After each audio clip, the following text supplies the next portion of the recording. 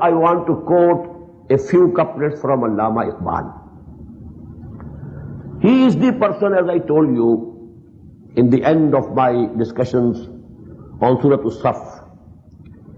He was one of the seers and visionaries of this century.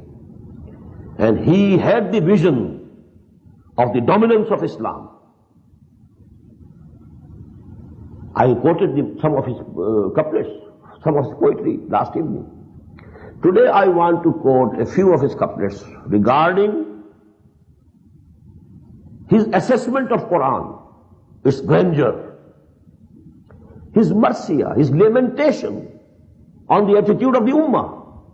We have taken up the same attitude with Yahud, the Bani Israel took with Torah. The same is our attitude with Quran.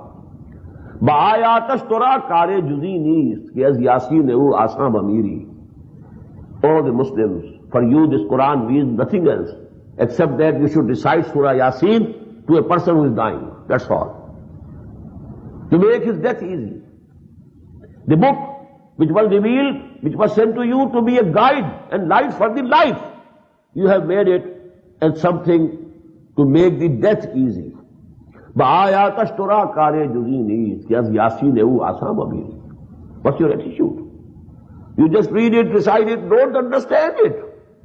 Don't ponder over its meanings. You are not acting upon it.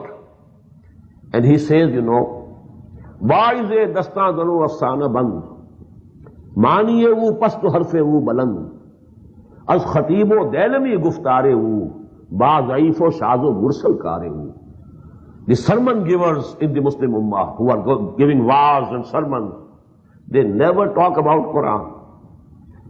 They narrate stories, concocted stories, or ahadith which are zaif, which are not authentic.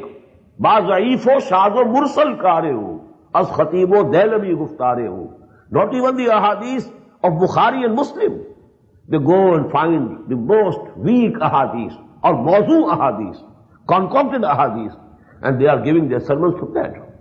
While Quran says, I am the sermon, the biggest sermon. Ya ayyuhan nas qad ja'atkum maw'izatum min rabbikum wa shifaa'un lima fi sudur. This is the maw'iza, this is the wa'az, this is the sermon. Especially the Sufis, mostly, had nothing to do with Quran. He has lamented about their attitude also. Sufiye pashmina poshe hal mast, az sharabe naghmaye qawwal mast, atishan shere iraqi dar dilash, dar nami saadat ba Quran mehfilash. At least in our part of the world, in Indian subcontinent, and I think it's so in so many other Muslim countries also. There is going qawwali, or the music with poetry, Persian poetry, Urdu poetry, and people go ecstatic. Ecstasy they feel on their poetry, but never they read Quran. In their meetings, Quran is not at all mentioned. And I noted, and I invited your attention, there's a big movement. I admire their work. But you know this movement of today, despite all its volume, the main point of my complaint is that they are bypassing Quran. They are making tabligh, but not through Quran. No tafsir through Quran, no tazkir through Quran, no tabligh of Quran, but you know sermons and stories, and mostly very weak stories. This is going on. Actually, we are not using Quran just as we should have used it. This was the miracle of Muhammad sallallahu alaihi wasallam. He brought about the revolution in the lives of people first, individuals first. And the instrument of this revolution, personal revolution, was Quran. Allama Iqbal says, "Chu bajan darraft jan digar shabad." When this Quran permeates the inner personality of a person, his personality from within changes. There is a revolution. His values are changed. First, you know, before that, he thought that life is the biggest precious thing. Now he thinks that Shahada is more precious than life. They would like to have the death of Shahada. They would like to meet Allah as soon as possible through Shahada. They don't want to live anymore.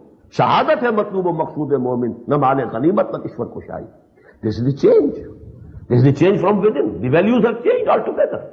And this is actually the change from within, which is permanent. And when this comes in a requisite number of people, and when these people join hands, then they can bring about a change in the system.